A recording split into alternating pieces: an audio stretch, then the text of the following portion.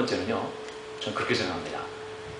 사람마다 다 똑같이 고난이 다가오는데 이 고난이 올 적에 그것을 성숙의 기회로 삼는 지혜로운 사람들이 있고요, 고난 속에 빠져서 허우적거리며 나오지 못하는 사람들이 있습니다. 갑자기 단풍이 생각이 나는데 어저께 새벽기도 끝나고 단풍 얘기가 나왔습니다.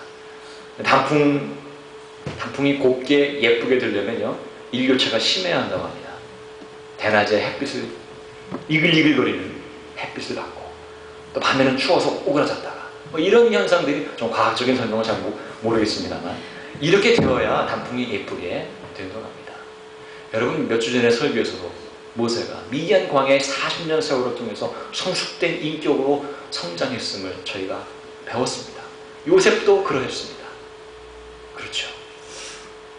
여러분, 레슬링 선수의 귀는요, 뭉툭하고 굴곡이 없습니다. 하도 짓눌려서 여기 선이 없어진 거예요. 그것은 레슬링 선수에게는 훈장과도 같은 것입니다. 그 고통일 수 없습니다. 발레리나의 발은 못생기다 못해 흉측하고 징그럽습니다. 거기에 붙어있는 굳은 살, 근육, 거친 피부가 바로 그녀의 혹은 그의 아름다움을 상징하는 그런 좋은 표시입니다. 바울 사도 역시 그런 인내의 과정을 겪었다고 저는 봅니다. 그러면서 그 힘든 상황을 자신을 정금과 같이 만드는 하나님의 섭리라고 생각했던 거죠. 자, 이 믿음이 우리에게 있기를 간절히 소망합니다.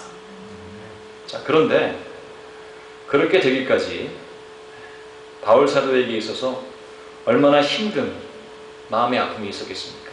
그것을 밖에서 해결하려 하지 않고 바울 사도는 안에서 해결하려고 했습니다. 무슨 뜻인고 하니, 여러분, 소위 그 인터넷에서 악플을 다는 사람들 있잖아요. 자아가 미성숙한 사람이죠. 사실은 숨어서 비겁하게 다른 사람들을 공격하지 않습니까? 자신에 대해서 자신이 없거나, 자신 있으면 이름 대놓고 하겠죠. 자신을 제대로 조절할 능력이 없는 거예요. 마찬가지로요, 어려움이 있을 때에도 우리에게 역량이 필요한데, 그래서 극복할 수 있는 역량이 필요한데, 문제는 어디에 있냐면 우리 모두가 그것을 해결할 만한 능력이 없다는 거예요. 물론 여기 있는 분들은 다 뭐 감정 조절도 잘 되고 다 아시겠지만 실은 어렵죠. 바울 사도의 위대한 점은 뭐냐면 그걸 다 드러내놓는 거예요. 이렇게 다 내놓고 저는 약합니다. 예? 그래서 지난주에 말씀드린 대로 제 마음 가지고는 안 되니까 예수의 마음으로 해결이 되겠습니다. 자신과 경쟁 관계에 있던 사람들, 자신을 괴롭혔던 사람들에 대해서 어떻게 말을 하고 있습니까? 굉장히 괴로운 시간을 가졌을 텐데 하나님을 생각하면서 방향을 전환했어요. 생각의 방향을 전환했습니다. 반드시 나를 통해서 복음이 전달되어야 되는 건 아니다. 저 사람도 통해서 복음이 전달되어도 그 또한 좋은 일이다. 꼭 넘버원이 되어야 칭찬받아야, 인정받아야, 사랑받아야 되는 건 꼭 아니다. 이런 포기를 하고 보니까 그제서야 극복할 수 있었던 겁니다. 여러분, 이렇게 성숙한 인격에 도달하게 된 비결은 바로 내가 인정받으려 하기보다는 도구로 쓰임받기를 더 중요하게 생각하기 때문입니다. 우리에게도 그런 겸손한 마음이 있어야 되겠습니다. 자기 자신 속에 자꾸 가두려고 하지 말고 자기 자신의 문제를, 다른 사람의 문제를 자꾸 쳐다보면 여러분 점점 더 심각해집니다. 문제를 그렇게 해결하려고 하지 말고 나는 해결 못합니다 라고 인정해버리면 오히려 쉽습니다. 마지막으로 이게 이제 오늘 설교의 주제가 될 텐데, 바울 사도에게 분명한 목적이 있었습니다. 여러분, 분명한 목적이 얼마나 사람을 강하게 하고 또 선하게 하는지 우리는 잘 알고 있습니다. 그저 대충 먹고 살다가 가겠지 이렇게 생각하지 마시고요, 이 세상에 태어나서 과연 하나님께서 내게 맡겨주신 사명이 무엇인가, 목적이 무엇인가를 한번 생각해 봐야 되겠습니다.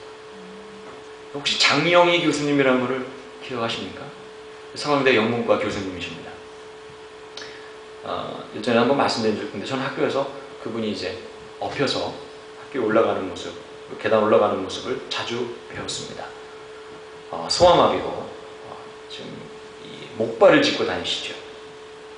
수아마비가 걸린 것을 알게 된 그 아버지는 장왕록 교수님입니다. 서울대 영문고에 지금 은퇴하셨고 돌아가셨죠.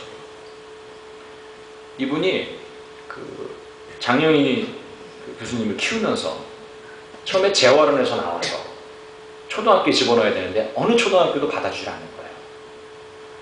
지금은 받아주지 않는다는 게 말이 안 되는 얘기인데 몇십 년 전에 우리나라에서는 사실 장애인에 대한 차별이 엄청나게 심했습니다. 그래서 장영희 교수가 학교에 들어갈 때마다 초등학교, 중학교, 고등학교, 심지어 대학교 들어갈 때까지도 가서 싹싹 빌어가지고 입학을 시킨 거예요.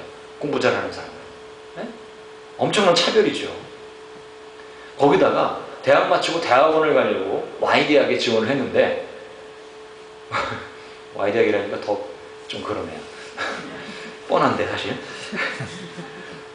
장애인이라고 뽑아주진 않는 거예요. 우리 학교에 장애인을 안 뽑는다 이렇게 대놓고 말을 해버리는 거예요. 얼마나 기분이 나쁘겠어요. 그래서 그날로 토플 책 사가지고 준비해서 가까이 있는 그 뉴욕 주립대학에 전액 장학생으로 왔지 않습니까? 여러분 그분 일화 중에는요. 이 참 한국 사람들이 너무너무 짓궂어요.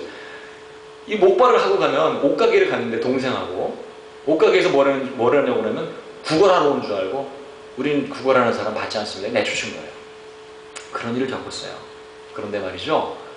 장영희 교수에게 그 아버지 장원호 교수가 이런 말을 했답니다. 너는 더 넓은 세상으로 가야 한다. 재활원에 있지 말고 일반 학교 그냥 다녀라. 얼마나 고생스러워요 아이한테. 그 엄마와 아버지는 얼마나 고생했겠어요. 그것 때문에. 불편을 감수하고라도 가서 넓은 세상을 경험해라. 그리고 너는 내 후계자가 될 거야. 그 두 가지. 넓은 세상으로 가라. 넌 내 후계자가 된다. 이 목적. 신앙 안에서 바른 목적을 심어주니까 사람이 달라지는 거죠.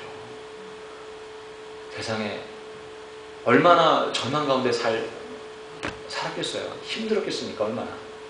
그런데 그런 절망과 고통이 그에게 오히려 더 큰 힘을 제공하는 거죠. 그녀에게. 암투병 가운데에서도요. 여러분 사랑과 희망의 메시지를 사람들에게 주고 있어요. 인터뷰할 때마다 유머를 잃지 않아요. 그 기쁨이 도대체 어디서 나오는 것인가? 여러분 생각해 본 적 있으세요? 그냥 나오는 게 아니에요. 정금과 같이 단련되었기 때문에 나왔습니다. 네? 바른 목적을 가졌기 때문에 이게 나오는 거예요. 여러분 목적이 분명하지 않으면요 삶이 힘듭니다. 달리기를 한다고 한번 생각해 보십시오. 여러분 달리기 열심히 해요. 네? 아니 예를 들어서 살을 빼려는 목적이 있거나 그럼 즐거워요. 내가 살을 빼겠구나. 네? 아니면 어디 대회에 나가서 상을 받으려는 목적이 있거나 그것도 아니면 요즘 세계 평화를 위해서 달리고 그렇잖아요. 자연보호를 위해서 달리고 여러 가지 목적이 있지 않습니까? 목적이 있으면요 쉽게 지치지 않습니다. 근데 아무 목적 없이 그냥 달린다고 생각해 보세요. 짜증나죠. 땀만 나고 힘든 거예요. 성도의 목적이 뭐예요?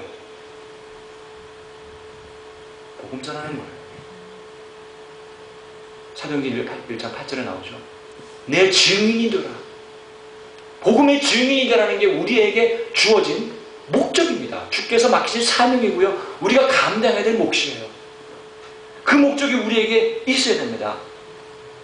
다니엘서 12장 3절이 말하기를 많은 사람을 옳은 대로 돌아오게 한 자는 별과 같이 영원히 비추리라 라고 되어 있습니다. 스타. 옳은 대로 인도하는 사람이 바로 스타라는 거예요. 우리가 흔히 생각하는 스타의 이미지와 많이 다르죠. 바울은 하나님께서 자신에게 복음 전하는 일을 맡기셨기 때문에 복음 전도자가 되어서 복음을 전파하는 것이 자기의 소원이라고 말하고 있습니다. 감옥에 갇히거나 매를 맞거나 굶거나 심지어 죽는다고 할지라도 아무 상관이 없다는 거예요. 왜냐? 목적이 분명하니까. 여러분 가을인데요. 이제 10월입니다. 3개월 남았군요. 1년을 달려오고 있으면서 우리가 무엇을 목적으로 살았는가 한번 되짚어볼 만한 시기 아니겠습니까? 그저 돈 벌고 먹고 그러려고 우리가 인생 사는 거 아니잖아요. 여러분 저는 이민 아까도 기도하시면서 우리 자녀들을 위해서 기도해 주셨어요. 이프란 집사님께서. 여러분 아이들한테 뭘 심어주겠어요? 예? 돈을 남기겠어요. 여러분들이 막말로 이 진짜